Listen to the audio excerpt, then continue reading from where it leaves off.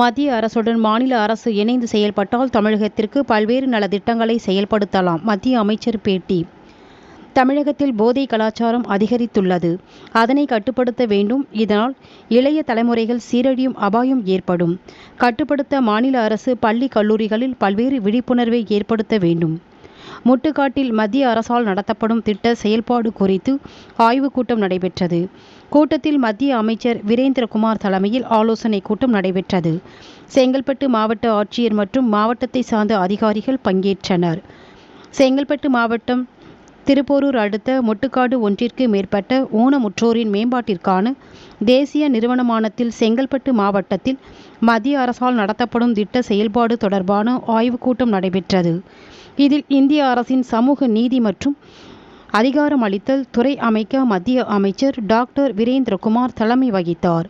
செங்கல்பட்டு மாவட்ட கலெக்டர் ராகுல்நாத் ஒன்றிற்கும் மேற்பட்ட ஊனமுற்றோரின் மேம்பாட்டிற்கான தேசிய நிறுவன இயக்குனர் நச்சிகேதா ரவுடிடம் மாவட்ட திட்ட இயக்குனர் செல்வகுமார், மாற்றுத்திறனாளித்துறை மாவட்ட அலுவலர் செந்தில்குமாரி உட்பட மாவட்டத்தை சார்ந்த சம்பந்தப்பட்ட அதிகாரிகள் கலந்து கொண்டனர். கூட்டத்தில் மாற்றுத்திறனாளி மேலாண்மையில் தன்னார்வ தொண்டு நிறுவனத்தின் திறன் மேம்பாடு மற்றும் பல் ஆரோக்கியம் குறித்த புத்தகங்களும் சைகை மொழி வீடியோக்களும் வெளியிடப்பட்டது. பின் அமைச்சருக்கு ஒவ்வொரு துறை சார்ந்த அதிகாரிகள் தங்கள் பணி விவரம் குறித்து அறிமுகம் செய்தனர். தொடர்ந்து செங்கல்பட்டு மாவட்டத்தில் மத்திய அரசு பங்களிப்பில் நடத்தப்படும் திட்ட செயல்பாடான மாற்றுத்திறனாளிகள் நலன் சார்ந்த திட்டங்கள், பிரதம மந்திரி வீடு, தேசிய ஊரக வேலை உறுதி திட்டத்தை சார்ந்த பணிகள் குறித்து அதிகாரிகள் அமைச்சரிடம் விளக்கினார்கள். பின் மாற்றுத்திறனாளிகள் தன்னைத்தானே திறமையை வளர்த்து கொள்ளும் பயிற்சி சான்றிதழ்கள் 10 பேருக்கு வழங்கப்பட்டது. முன்னதாக அமைச்சர் ஒன்றுக்கு மேற்பட்ட ஊனமுற்றோரின் மேம்பாட்டிற்கான தேசிய நிறுவனமான வளாகத்தை ஆய்வு செய்தார். பின் மாற்றுத்திறனாளிகளுக்கு உதவி உபகரணங்கள் வழங்கினார். இறுதியில் செய்தியாளரும் சந்திப்பின் போது மத்திய அமைச்சர் டாக்டர் வீரேந்திரகுமார் பேசுகையில், மத்திய அரசின் திட்டத்தை மாநில அரசு மக்களிடம் கொண்டு செல்லவில்லை. தமிழக மக்களுக்கு மத்திய அரசு சார்பில் பல்வேறு திட்டங்கள் உள்ளன. அதனை மாநில அரசு சரியாக மக்களிடம் கொண்டு சேர்க்க வேண்டும் என்று கேட்டுக்கொண்டார். அதேபோன்று பிரதமர் நிதியிலிருந்து பாரத பிரதமர் வீடு வசதி திட்டத்தில் வீடு கட்டுவது, கழிவறை சத்துணவு திட்டம் உள்ளிட்ட பல்வேறு திட்டங்கள் மத்திய அரசு செயல்படுத்தி வருகிறது. அதனை மக்களிடம் கொண்டு செல்ல வேண்டும் என்றும் கூறியுள்ளார். அதேபோன்று தமிழகத்தில் மதுபோதை கலாச்சாரம் அதிகரித்துள்ளது. இதனால் இளைய தலைமுறைகள் சீரழிவதுடன் அதை தடுக்கும் வகையில் மாநில அரசு பள்ளி மற்றும் கல்லூரிகளில் விழிப்புணர்வை ஏற்படுத்த வேண்டும் எனவும் அதை செயல்முறையாக செய்து காட்ட வேண்டும் என்றும் கேட்டுக்கொண்டார். மேலும் மத்திய அரசுடன் மாநில அரசு சேர்த்து பணி செய்தால் பொதுமக்களுக்கு அதிக அளவில் திட்டப் பணிகளை மேற்கொள்ள முடியும் எனவும் கூறியுள்ளார். चेंगलपट्टू डिस्ट्रिक्ट में निपिट सेंटर के आज के इस निरीक्षण अवसर पर यहाँ पर डिसेबिलिटी के क्षेत्र में जो अलग अलग तरह की गतिविधियों के माध्यम से जहाँ एक उनके उपचार की और उनके जीवन में सुगम्यता लाने का जो कार्य इस सेंटर के द्वारा किया जा रहा है उसका निरीक्षण किया गया। यहाँ पर आने वाले लाभ लेने के लिए आने वाले, इलाज कराने के लिए आने वाले जो बच्चे हैं, सामान्य लोग हैं, उन सब से भी और उन बच्चों के साथ में जो पेरेंट्स आए उनके साथ में भी बातचीत करने का अवसर प्राप्त हुआ। जो इनका इलाज करने वाले प्रशिक्षण देने वाले हैं, प्रशिक्षण लोगों से उनसे भी बातचीत की। स्विमिंग पूल वाटर के माध्यम से और एक नया प्रयोग यहाँ पर प्रारंभ होने जा रहा है, जो भी हमारे जो देश में अन्य स्थान है मंत्रालय के उन स्थानों पर प्रारंभ नहीं हुआ है और एक बहुत अच्छी शुरुआत यहाँ से शीघ्र प्रारंभ होने वाली है। ये एक अच्छा प्रयोग हमारे इस केंद्र के डायरेक्टर महोदय जी के द्वारा और उनके सहयोग के द्वारा प्रारंभ किया जा रहा है। देश के अनेक स्थानों पर जाने का अवसर प्राप्त होता रहता है। ये केंद्र वास्तव में बहुत अच्छा काम कर रहा है। यहाँ पर 15 वर्ष के बाद भी इसका मेंटेनेंस करने के प्रति जहाँ सजगता है, वहीं हमारे केंद्र पर आने वाले, इस केंद्र के प्रति जो विश्वास का भाव लेकर आने वाले हमारे डिसेबल्ड लोग हैं, उनके लिए हम बेहतर से बेहतर सेवाएं कैसे दे सकते हैं, ये भाव उससे भी बड़ा है। डीसी साहब के साथ में और विभागों के अधिकारियों के साथ में जो केंद्र प्रवर्तित योजनाएं हैं, उन केंद्र प्रवर्तित योजनाओं की भी समीक्षा यहाँ पर की गई। अब वो योजनाएं चाहे प्रधानमंत्री आयुष्मान भारत योजना हो, प्रधानमंत्री ग्राम सड़क योजना हो, जल जीवन मिशन हो, छात्रवृत्ति की योजना हो, प्रधानमंत्री आदर्श ग्राम योजना हो, इन सभी योजनाओं की समीक्षा के माध्यम से एक और जहां जिले में चल रही गतिविधियों को जानने का अवसर प्राप्त हुआ, वहीं पर योजनाओं के संबंध में समय सीमा निर्धारित करके जो काम पेंडिंग से रह गया उसको समय सीमा में करने के लिए भी निर्देशित किया गया।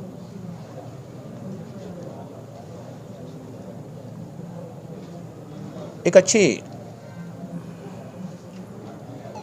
शुरुआत इस बैठक के माध्यम से, संवाद और संपर्क के माध्यम से, जहां निपट के अधिकारियों के साथ में, वहीं जिले के अलग अलग विभागों के अधिकारियों के साथ में चर्चा करने के दौरान सामने आई। नवरात्रि का पर्व चल रहा है, नवरात्रि के पर्व के कारण छुट्टियां चल रही हैं। आगे जब आना होगा तो हमारे चाहे वो विद्यालयों में मध्याह्न भोजन की योजना का स्थल निरीक्षण करना हो, या आंगनवाड़ी केंद्रों पर जाकर आंगनवाड़ी केंद्रों के माध्यम से बच्चों को, वहाँ पर किशोरी बालिकाओं को, गर्भवती बहनों के लिए योजना जिस उद्देश्यों को लेकर चलाई जा रही है, वो योजना से कितना लाभ क्षेत्र के हमारे बच्चों को और बहनों को मिल रहा है, उसके बारे में भी, आयुष्मान भारत योजना के भी लाभार्थियों से संवाद करके, का प्रधानमंत्री आयुष्मान भारत योजना इस उद्देश्य से प्रारंभ की गई थी कि हमारे देश के ऐसे गरीब लोग जिनके घर में अगर गंभीर रूप से कोई बीमारी आ जाए, किसी को किडनी कैंसर या हार्ट की बीमारी हो जाए, लाख 2 लाख 4 लाख रुपए का खर्चे का एक गंभीर संकट खड़ा हो जाए, तो ऐसे गरीब लोगों को प्रधानमंत्री आयुष्मान भारत योजना से वो योजना का लाभ लेकर गवर्नमेंट के अस्पताल और गवर्नमेंट के अस्पताल के साथ ही साथ जो पैनल में प्राइवेट हॉस्पिटल शामिल किए गए हैं, उन पैनल के अस्पतालों में भी जाकर वो अपने परिवार के सदस्य का इलाज करा सकें। जल जीवन मिशन योजना एक इतनी बड़ी बृहत योजना है। हमारे देश में कई राज्यों में ऐसी स्थितियां होती थी कि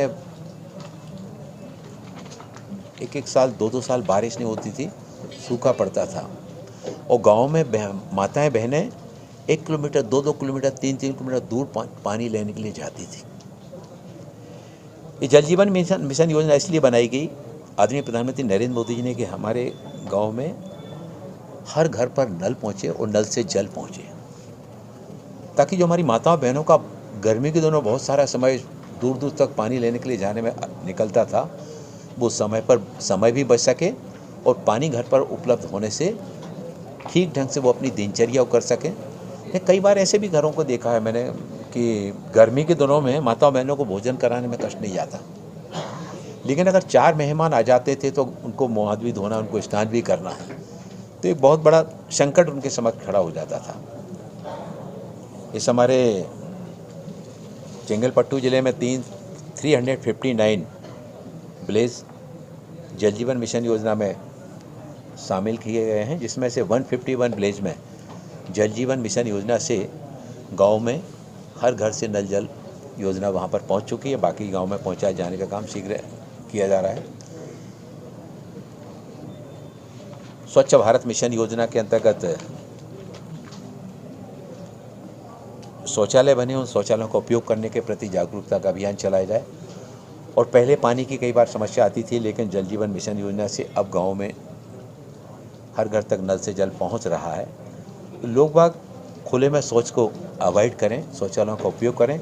जब वो शौचालय का उपयोग करते हैं तो परिवार के सदस्य स्वस्थ भी रहते हैं। स्वस्थ रहते हैं तो वो अपनी जिम्मेवारियां जो है ना, वो स्वस्थ रहकर, स्वस्थ परिवार, स्वस्थ समाज और स्वस्थ रहकर देश के विकास में भी अपना योगदान बेहतर ढंग से देते हैं। सामाजिक न्याय अधिकारिता मंत्रालय के द्वारा जिस तरह से निपमेट के द्वारा अपनी सेवाएं दी जा रही हैं, इसी तरह से सीनियर सिटीजन होम, नशा मुक्त भारत अभियान, अभी ट्रांसजेंडर के क्षेत्र में भी और फरवरी में ये योजना लॉन्च की गई। गरिमा गृहों के माध्यम से उनके लिए भी स्किल ट्रेनिंग के साथ में जोड़ा जा रहा है, उनको शिक्षा के अवसर उनके जोड़ा जा रहा है। इसी तरह से नशा मुक्त भारत अभियान, हमारे सामने एक हमारे जो स्कूल के हमारे बच्चे हैं और कॉलेज के बच्चे हैं, नशे के कारोबारी आज इन क्षेत्रों पर अपना केंद्रीकरण कर रहे हैं। हमें अपने बच्चों को, हमें अपने युवाओं को नशे से बचाना है और इसके लिए भारत सरकार के 2 मंत्रालय काम कर रहे हैं। एक और जहां गृह मंत्रालय नशे का कारोबार करने वाले लोगों पर धरपकड़ करके उनके विरुद्ध सख्त कार्रवाई उठा रहे हैं, वहीं जब्त की गई सामग्री को, नशे की सामग्री को भट्टियों में सीधा नष्ट करने का अभियान भी चल पड़ा है। हमारे बीएसएफ और सेना के अलग अलग विभागों के हमारे सैनिक और हमारे अधिकारी बड़ी दक्षता के साथ इसमें काम कर रहे हैं, क्योंकि सीमा पार से एक प्रॉक्सी वार के रूप में नशे की सामग्री जो हमारे देश में अवैध रूप से आती थी तस्करी के माध्यम से, उसको एक और सख्ती के साथ में सरकार रोकने के लिए लगी हुई है। वहीं सामाजिक न्याय अधिकारिता मंत्रालय जो हमारे नशे के इस तरह की गिरफ्त में जो हमारे युवा आ गए हैं, उनको उस दुष्चक्र से बाहर निकालना है, उनका पुनर्वास करना, उनके इलाज की व्यवस्थाएं करना है। हमारे स्कूल के बच्चों की तरफ जो मतलब नशे के कारोबारी जो कदम बढ़ा रहे हैं, तो उनमें भी अवेयरनेस लाना है और इसके लिए हमने स्कूल में नवचेतना मॉड्यूल बनाया है। इस नवचेतना मॉड्यूल में कक्षा 6 से लेकर 8 तक 3 तरह की गतिविधियों के माध्यम से, कक्षा 9 से लेकर 12 तक 6 तरह की गतिविधियों के माध्यम से, और अभी एक विशेष अभियान चला है। इस विशेष अभियान में देश भर में भी हमने पिछले महीने एक दिन में एक समय में स्कूल परिसर और कॉलेज के हमारे विद्यार्थियों का शपथ का कार्यक्रम कराया था। एक दिन में 1,86,00,000 से ज़्यादा विद्यार्थियों ने इस अभियान में भाग लिया। और अभी देश भर में हम स्कूलों में और कॉलेजों में निबंध प्रतियोगिता, भाषण प्रतियोगिता, इस नशा मुक्त भारत अभियान में निबंध प्रतियोगिता, भाषण प्रतियोगिता, पेंटिंग प्रतियोगिता, नुक्कड़ नाटक, साइकिल रैलियाँ, इस तरह की विभिन्न गतिविधियों के माध्यम से अवेयरनेस लाने के लिए भी बृहत्तर स्तर पर कार्यक्रमों का आयोजन हो रहा है। कई राज्य सरकारें इसमें पहल करके पूरे प्रदेश में भी और नशा मुक्त भारत अभियान में जोड़ करके युवाओं को, हमारे छात्रों को कैसे बचाया जाए, क्योंकि नशे की गिरफ्त में जब कोई युवा आता है तो केवल वो अकेला युवा अपने आप में सिमट नहीं जाता है, बल्कि वो पूरा परिवार, उसके पेरेंट्स सब उसके लिए चिंतित हो जाते हैं। मैंने बहुत सारे युवाओं को देखा कि नशे की गिरफ्त में आकर अच्छे भले परिवारों के युवा और अपना पूरा जीवन खराब कर लेते हैं। मैं एक नशा मुक्ति केंद्र पर गया, उस नशा मुक्ति केंद्र पर जाकर मैंने देखा कि एक युवक बहुत खोया था। मैंने उससे कहा, जरा अपने बाहें के शर्ट के जरा बाहें ऊपर करो। उसने अपने शर्ट के वो बटन खोला, ऊपर किया, उसके पूरे हाथ में ब्लेड के इतने पूरे कट बने हुए थे। जब नशे की आदत का कोई व्यक्ति शिकार हो जाता है और जिस समय पर नशा लेता है उसको अगर वो नहीं मिलता है तो वो किसी भी तरह का जाति करने से चूकता नहीं है। वो अपना भी नुकसान कर बैठता है, समाज का भी नुकसान करता है, और ये नशा समाज में अन्याय, आतंक, अत्याचार, अराजकता, हिंसा, उत्पीड़न जैसी घटनाओं को अंजाम देता है। तो नशे रूपी सामाजिक बुराई को खत्म करने के लिए केवल केंद्र सरकार और राज्य सरकारों के अकेले से ये अभियान पूरा नहीं होगा। इसमें सभी राज्य सरकारों को भी आगे आना होगा, इसमें सभी हमारी सिविल सोसाइटियों को आगे आना पड़ेगा, इसमें हमारे एनजीओ को भी इसमें आगे आना पड़ेगा, और हमारे जो विभिन्न धर्मों के धर्मगुरु हैं, अलग अलग पंथों के, अलग अलग मतों के सारे धर्मगुरुओं का, उनके साथ में भी हम एमओयू कर रहे हैं कि सारे धर्मगुरु भी जब वो अपने प्रवचनों के माध्यम से, आख्यान के माध्यम से समाज से आह्वान करते हैं इस सामाजिक बुराई को खत्म करने का, तो उसका समाज में एक बहुत बड़ा मैसेज जाता है। इन सारे गतिविधियों को लेकर एक और जहां हम सारे देश में जा रहे हैं, वहीं पर आज इस ज़िले में हमारे इस निपीट सेंटर के साथ ही साथ केंद्र सरकार की जो विभिन्न योजनाएं चल रही हैं उन विभिन्न योजनाओं की समीक्षा डीसी महोदय जी के साथ ही साथ विभिन्न विभागों के अधिकारियों की उपस्थिति में यहाँ पर की गई। और हमारी ये कोशिश होगी कि हम सभी मिलकर हमारे समाज के जो हितग्राही हैं, चाहे वो हमारे डिसेबल्ड लोग हों, चाहे वो हमारे अनुसूचित जाति के लोग हों, चाहे वो हमारे सीनियर सिटीजन हों, चाहे वो हमारे ट्रांसजेंडर हों, और इन सारे लोगों के लिए हम कैसे समाज के विकास में, देश के विकास में उनका भी योगदान कैसे कर सकते हैं। अभी यहाँ पर 10 दिव्यांगों को उनको प्रमाण पत्र दिए गए। उन्होंने अलग अलग क्षेत्र में प्रशिक्षण प्राप्त किया। मैंने अपने निपीट के अधिकारियों से भी कहा है कि हमारा जो स्किल ट्रेनिंग का प्रोग्राम है, इस स्किल ट्रेनिंग के प्रोग्राम को परंपरागत स्किल ट्रेनिंग से आगे बढ़कर आज समय की मांग क्या है, उस समय की मांग के अनुरूप प्रशिक्षण के काम गतिविधियों को आगे बढ़ाने की आवश्यकता है, ताकि प्रशिक्षण लेने के बाद युवाओं को सीधा रोजगार मूलक जब हम प्रशिक्षण देंगे तो रोजगार मूलक प्रशिक्षण देने से एक और जहां उनके अंदर आत्मनिर्भरता आएगी, वो परिवार के लिए आर्थिक रूप से सक्षम करने में अपना योगदान दे सकेंगे। और जब परिवार कोई आर्थिक रूप से सक्षम होता है तो समाज भी सक्षम होता है।